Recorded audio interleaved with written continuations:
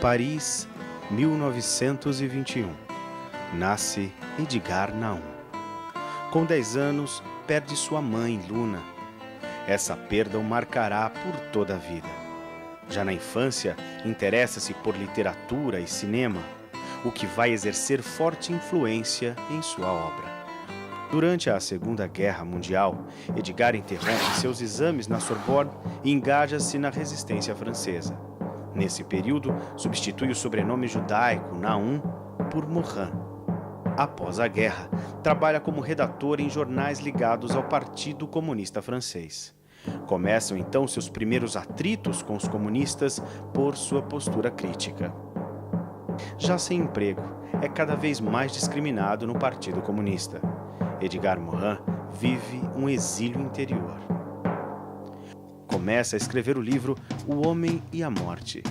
É na realização desta obra que Morin forma a base de sua cultura transdisciplinar. Geografia humana, etnografia, pré-história, psicologia infantil, psicanálise, história das religiões, ciência das mitologias, história das ideias, filosofia. Começa a trabalhar no Centro Nacional de Pesquisa Científica. Inicia a redação de seu livro Autocrítica, publicado em 1959, onde faz um primeiro balanço de sua vida e da sua participação no meio cultural e político de seu tempo. Faz uma longa viagem pela América Latina, quando fascina-se pelo mundo indígena e pelo mundo afro-brasileiro.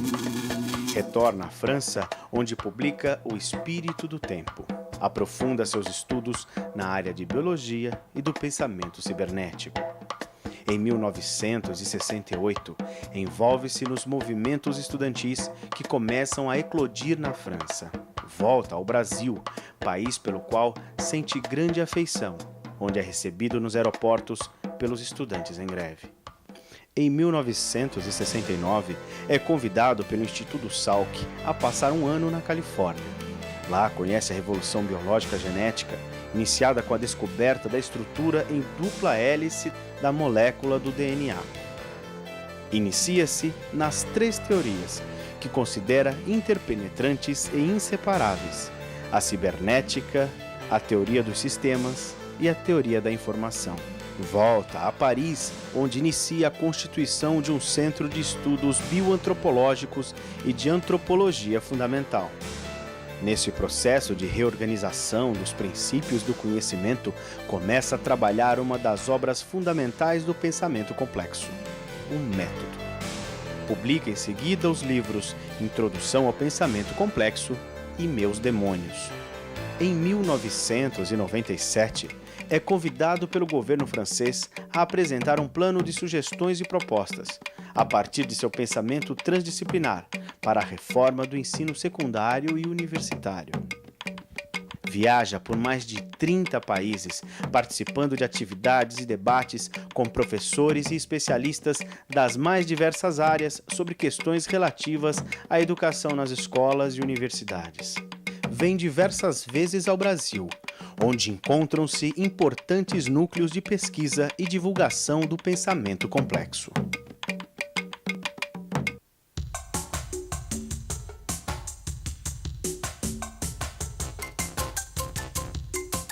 Há uma característica comum em toda a obra do Edgar Morin, que é uma articulação muito grande entre a vida dele e as ideias que ele professou e professa até hoje.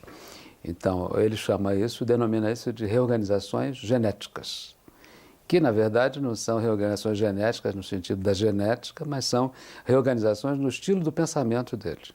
Então, nas obras de caráter mais biográfico, ele sintetiza essas reorganizações em 3.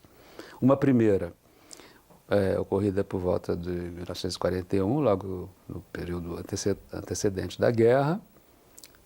Edgar Morin foi um membro da resistência francesa e ele aprendeu, através dos autores que estudava então, de que as ideias avançam sempre no antagonismo, nas contradições. E isso fez com que ele se dedicasse aos estudos de Hegel e de Marx, principalmente, né? um profundo conhecedor do marxismo, e no marxismo ele encontrou essa ideia de que a dialética era uma união de contrários que poderia levar a uma sociedade melhor. O Marx defende uma ideia de um homem genérico. Quer dizer, o que é o homem genérico? É o homem que não separa a natureza da cultura. Essa ideia de homem genérico impregnou muito as ideias futuras do Morin, até hoje, né? A segunda reorganização, quer dizer, o sistema de ideias dele, é uma penetração maior nas ideias do Marx, mas desde que destituído de qualquer forma de prometeísmo. Quer dizer, a ideia de que viria um dia no futuro uma sociedade melhor, embora Morin tenha acreditado nisso, eu acho que a segunda reorganização, ela botou botou esse credo marxista em dúvida, né? Posteriormente, ele vai substituir a palavra dialética pela palavra dialógica, isso nos escritos mais metodológicos. A terceira reorganização ela ocorre dos anos 60 para frente, né? Morin teve uma grande permanência nos Estados Unidos, nessa época, e lá ele entra em contato com 3 formulações teóricas que serão decisivas para a construção dos 5 volumes do método, né? Entra em contato, então, com a teoria da informação, a teoria dos sistemas e a cibernética. Esses serão contatos teóricos que vão mudar, que vão redefinir muito o que ele chama da terceira reorganização e que, de certa maneira, vai preparar o advento da complexidade, quer dizer, a construção das bases, digamos, epistemológicas do pensamento complexo.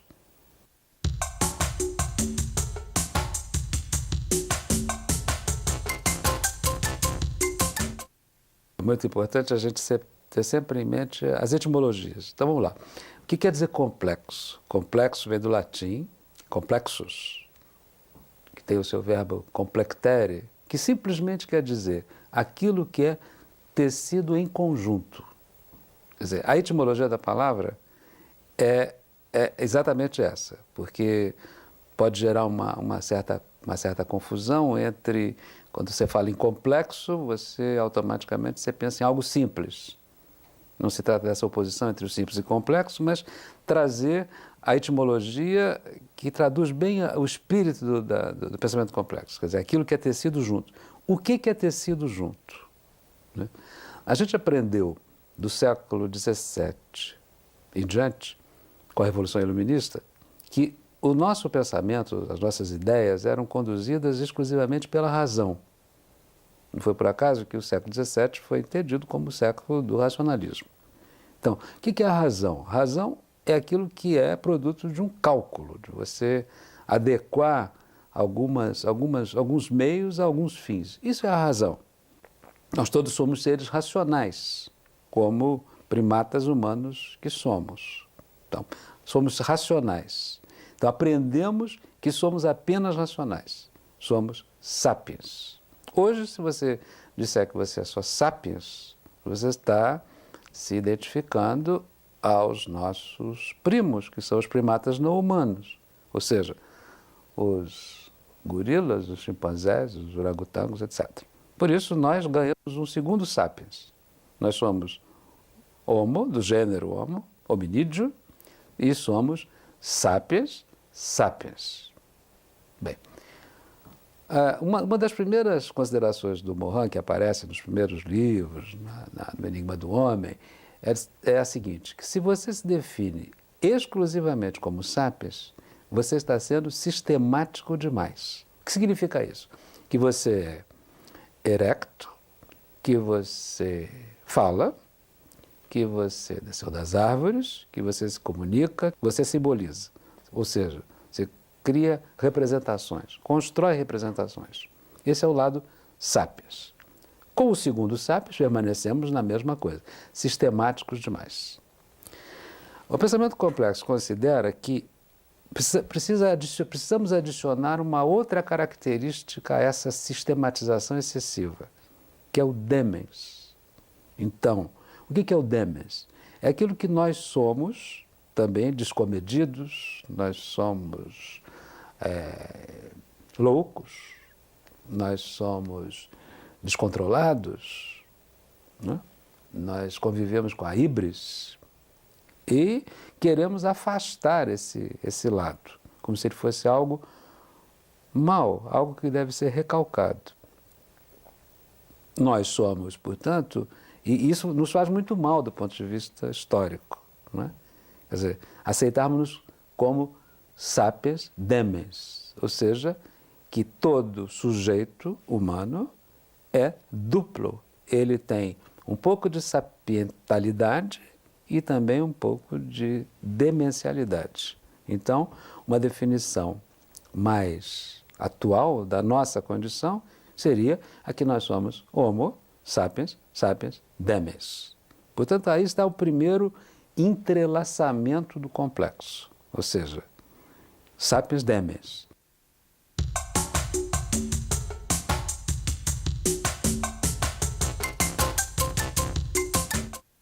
A segunda ideia que está no pensamento complexo são os operadores da complexidade.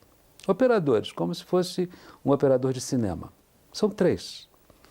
O primeiro, o operador dialógico e não dialético. Dialógico. O segundo, o operador recursivo, ou da recursividade. E o terceiro, o operador do holograma ou o operador hologramático. O operador dialógico e não dialético envolve a seguinte questão. O que é a dialogia? Dialogia significa você juntar coisas, entrelaçar coisas que aparentemente estão separadas. Por exemplo, a razão e a emoção, o sensível e o inteligível, o real e o imaginário, a razão e os mitos, a razão, a ciência e a arte, as ciências humanas e as ciências da natureza. Tudo isso é dialogizar, ou seja, juntar o que está aparentemente separado. Não tem síntese. O pensamento complexo não é um pensamento de síntese. O segundo, o operador recursivo. Recursividade. O que significa isso? Significa dizer que uma causa, nós aprendemos no velho paradigma de que a causa A gera o efeito B. Né? Que o determinante A gera o determinado B. Alguma coisa que é definida como recursiva significa dizer que a causa produz o efeito que produz a causa. É alguma coisa como se fosse um anel recursivo, um circuito recursivo, melhor dizendo. Um exemplo, nós somos produzidos por uma união biológica de um homem e de uma mulher, portanto somos produto dessa união, e ao mesmo tempo seremos produtores de outras uniões. Então nós somos recursivamente causa e efeito. Esse é o segundo operador. O holograma, ou o princípio, ou o operador hologramático, de Gamoin, às vezes utiliza essas palavras, princípio, operador, base, no sentido de que são operadores que põem em movimento o pensamento. O que é o operador hologramático? Que quando você vê, você não consegue dissociar parte e todo. Ou seja, a parte está no todo, da mesma forma que o todo está na parte. Então, esses são os três, as três bases que modelizam o pensamento complexo. Então, juntar coisas que estavam separadas, fazer circular a causa e o efeito sobre a causa, e a terceira, a ideia da totalidade. Ou seja, você não consegue dissociar parte e todo. O todo está na parte da mesma maneira que a parte está no todo.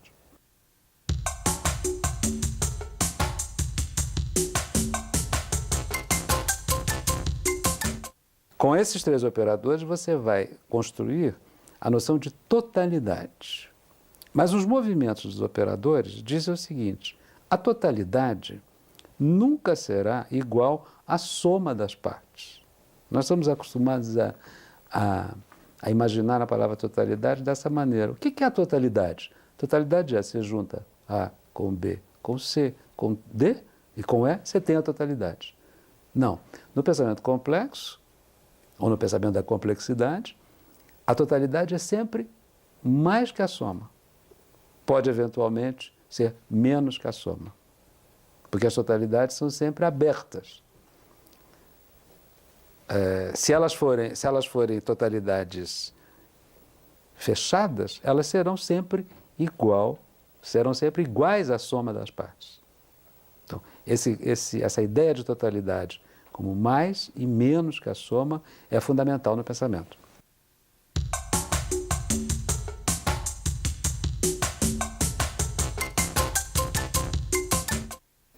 Nós aprendemos também que nós somos seres que criamos cultura. Né? Nós somos loquens, porque falamos, somos faber, porque fabricamos instrumentos, somos simbólicos, porque simbolizamos, criamos os mitos, as teorias, os nossos ídolos, né? As nossas mentiras, os nossos imaginários. Aprendemos. O que nós não aprendemos é que nós somos complexos, ou seja, que nós estamos inscritos, nós somos hoje o que somos, porque estamos inscritos numa longa ordem biológica que nos fez como nós somos agora, e também nós somos seres produtores de cultura, ou seja, nós somos 100% natureza e 100% cultura. Nós aprendemos, talvez pelas instituições escolares, a recalcar o lado da natureza. Não nos percebermos também como seres que somos uniduais. 100% natureza, 100% cultura. Talvez seja uma herança da razão, do racionalismo do século XVII, que nos legou essa ideia de que os imaginários, os mitos, as artes, não faziam parte da ciência. Tudo aquilo que é ciência, ou considerado como científico, era determinado como racional.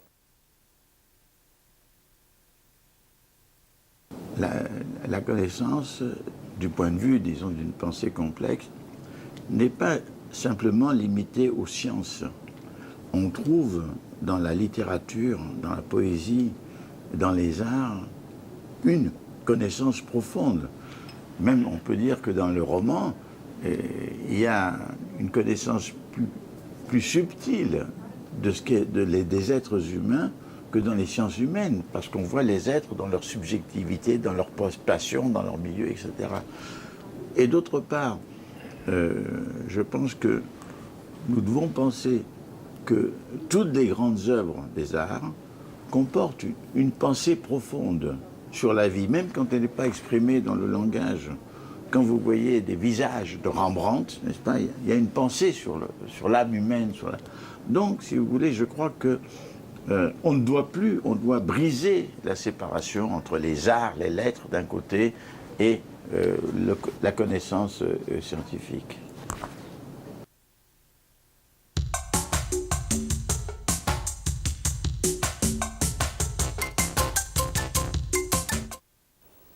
O que é a razão? A razão é um cômputo, é um mecanismo da mente, do cérebro, que se traduz por um conjunto de regras que você utiliza para conhecer determinadas coisas. Nós usamos a razão em todas as nossas atividades. Muito bem, isso existe nos humanos desde sempre, desde esses 130 mil anos. Sempre fomos racionais. Em alguns momentos, alguns homens do planeta foram considerados como seres que não tinham razão. Por exemplo, no século XVIII, os índios brasileiros, os Tupinambá, eram levados às cortes absolutistas da França para serem literalmente apalpados pelos membros da corte, para ver se eles eram homens. porque eles eram considerados como primitivos, inferiores, seres que não eram dotados de razão. Isso foi uma grande incongruência que a própria ciência construiu sobre nós mesmos, né? Quer dizer, sempre fomos racionais, né? Em decorrência disso, criou-se o racionalismo, ou seja, a ideia de que tudo na vida é guiado pela razão. Então, todos os imaginários presentes no cinema, nas artes, nas literaturas, nos mitos, devem ser afastados como não científicos. Junto com essa noção está a ideia de racionalidade. O que é a racionalidade? É quando você adequa meios a fins. Pouco importa se você minimiza os meios para maximizar fins, ou você faz o contrário, maximiza os meios para minimizar os fins. De qualquer maneira, a racionalidade é sempre isso. É sempre um esforço de adequação entre meios e fins. A racionalização. Esse é o pior efeito da razão. Quando a razão se fecha nela mesma e não quer saber de nada mais que faça parte desses conjuntos imaginários que estão presentes nas artes, na literatura, etc. Então, afasta isso e a razão constrói um ídolo a respeito dela mesma. Ela se considera como a razão ídolo. Então, esses são obstáculos, né, criados à ideia da unidualidade.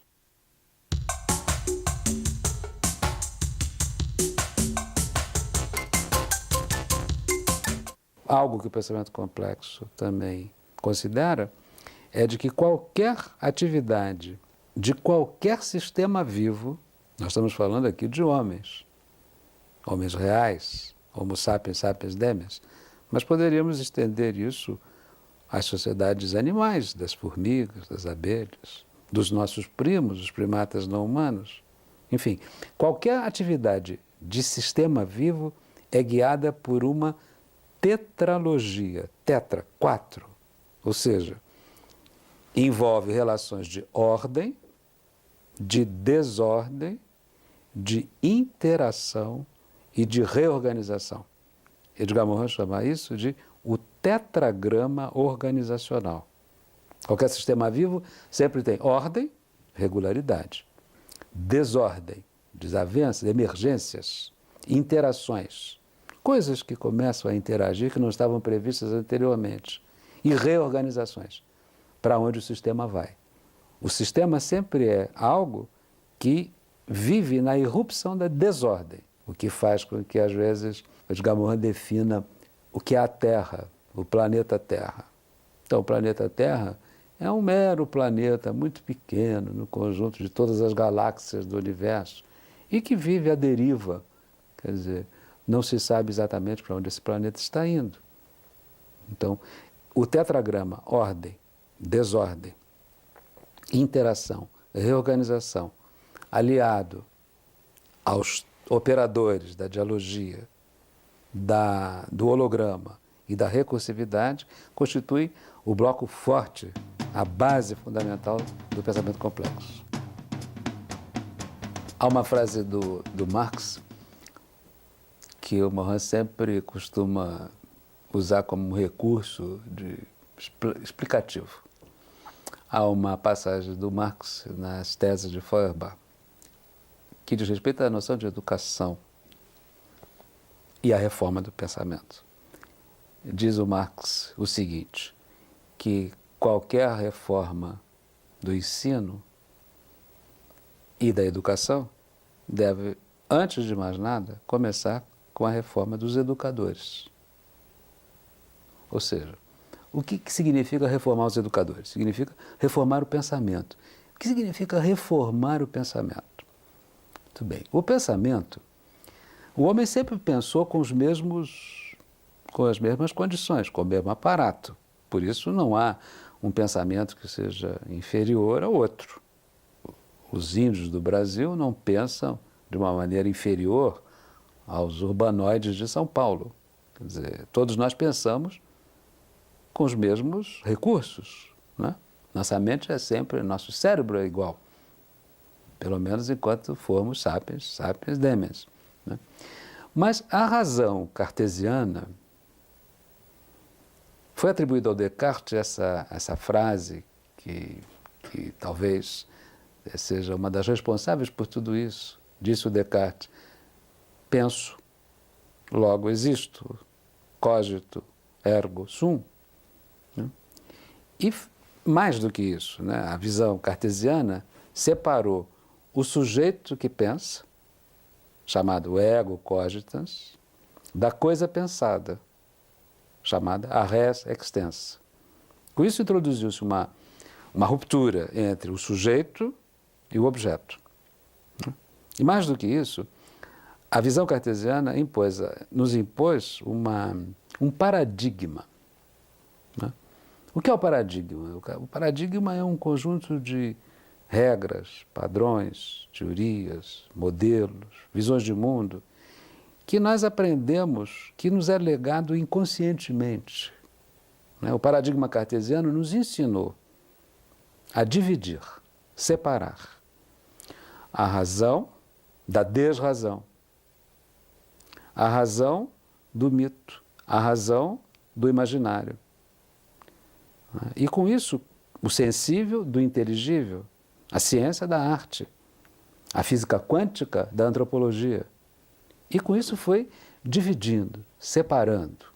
A reforma do pensamento é alguma coisa indômita que nós temos como se nós tivéssemos que reaprender a pensar. Então, reaprender a pensar, a religar todas esses continentes que foram separados desde a visão cartesiana.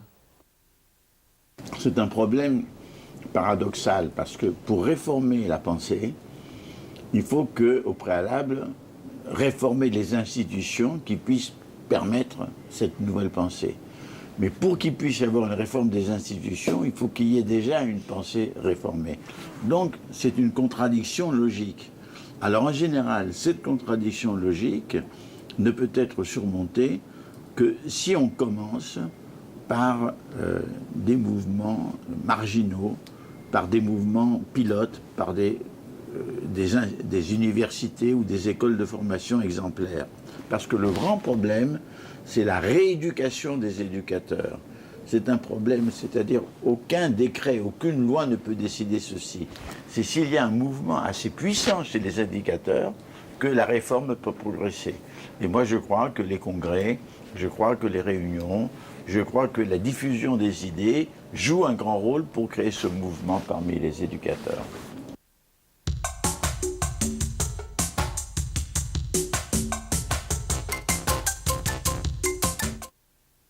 Bon. La transdisciplinarité signifie que non seulement les disciplines collaborent entre elles pour un projet de connaissances communs, mais signifie aussi qu'il y a un mode de pensée organisateur qui puisse traverser les disciplines et qui puisse en quelque sorte donner une unité. Autrement dit, l'interdisciplinarité, c'est un peu comme aux Nations Unies, où les disciplines sont séparées et discutent sur leur territoire, et la transversalité ou transdisciplinarité, c'est quelque chose qui est plus profondément intégrateur. Maintenant, pour qu'il y ait de la transversalité, il faut qu'il y ait une pensée organisatrice. À mon avis, moi, ce que j'appelle une pensée complexe. Si vous n'avez pas une pensée complexe, vous ne pouvez absolument pas faire de transversalité. Como nós aprendemos a separar as coisas, sempre, nós fomos ensinados a isso, e que sabemos que precisamos religar o que foi desligado, o que foi separado, né? Nós poderíamos perguntar a seguinte questão: como fazer isto? Né? Um dos efeitos da separação, da fragmentação, foi a distribuição do ensino em disciplinas. A disciplina nada mais é do que um ramo do saber, do conhecimento voltado para ele mesmo. Hoje se fala muito nas palavras interdisciplinaridade, multidisciplinaridade, transdisciplinaridade. É evidente que o pensamento complexo aposta mais na visão transdisciplinar. O que é a visão transdisciplinar? É simplesmente a construção de um metaponto de vista, e não de um ponto de vista, mas de um metaponto de vista sobre a vida, a Terra, o cosmos, a humanidade, o homem, o conhecimento, as culturas adolescentes, as artes. Isto é que é construção de metaponto de vista. Ou seja, que você vai saber da Terra juntando o especialista em biologia, em cosmologia, em antropologia, em física, em matemática, o poeta e o artista. Tudo isso é válido para a vida, para o homem, para o conhecimento. Quer dizer, você reunir, não como uma assembleia de diferenças, mas onde cada um está dando a sua contribuição para a construção de um metaponto de vista. O que é a vida? Respostas a essas exigências, né? Edgar Morin, quando assumiu o encargo de reformar o ensino médio na França, ele começou o projeto exatamente reunindo especialistas de várias ordens naquilo que ele chamou de jornadas temáticas. O que eram jornadas temáticas? Era simplesmente uma discussão sobre os metapontos. Terra, vida, culturas adolescentes, homem, humanidade, cosmo, etc. Le vrai problème n'est pas de faire une addition des connaissances. Le vrai problème, c'est une organisation des connaissances et de connaître les points fondamentaux qui se trouvent dans chaque type de connaissance ou chaque discipline. Autrement dit, ça permet de faire l'économie de l'addition des connaissances et ça permet de pouvoir se diriger vers les besoins de connaissances dans lesquels jusqu'à présent on ne peut pas pénétrer parce qu'il y a des fermetures et qu'il y a des frontières.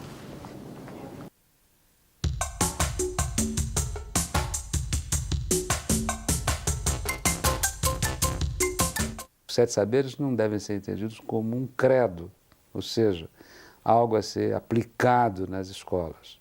São inspirações, modalidades que excitariam o educador a redefinir a sua posição na escola, na sua relação com os alunos, na sua relação com os currículos, na sua relação com as disciplinas, na sua relação com a avaliação.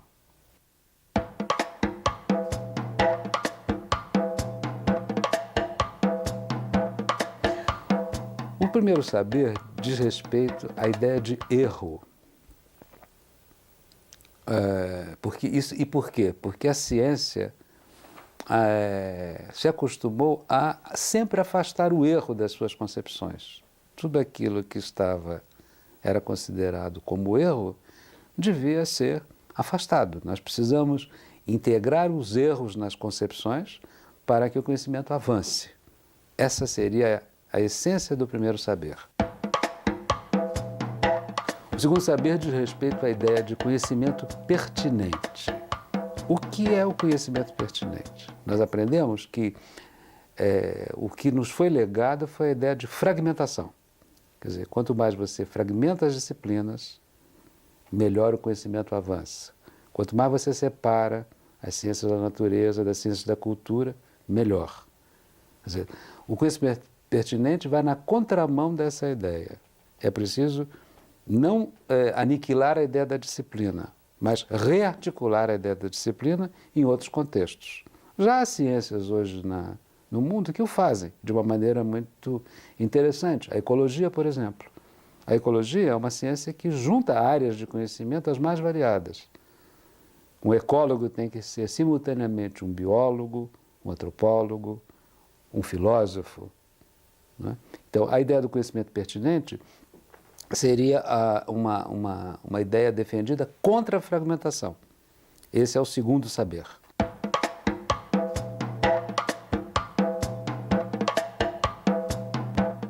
O terceiro saber diz respeito à condição humana. Quem somos nós?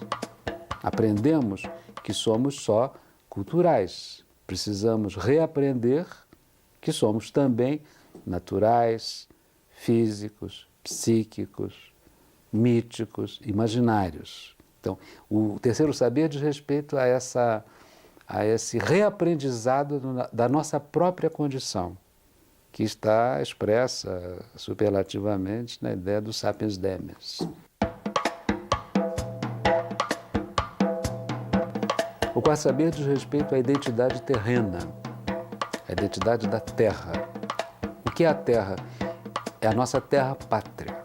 Precisamos ensinar aos alunos que a Terra é um pequeno planeta que precisa ser sustentado a qualquer custo. A ideia da identidade terrena está ligada à ideia da sustentabilidade. O que significa construir um planeta sustentável? Significa simplesmente, ou complexamente, construir um planeta que seja viável para as futuras gerações.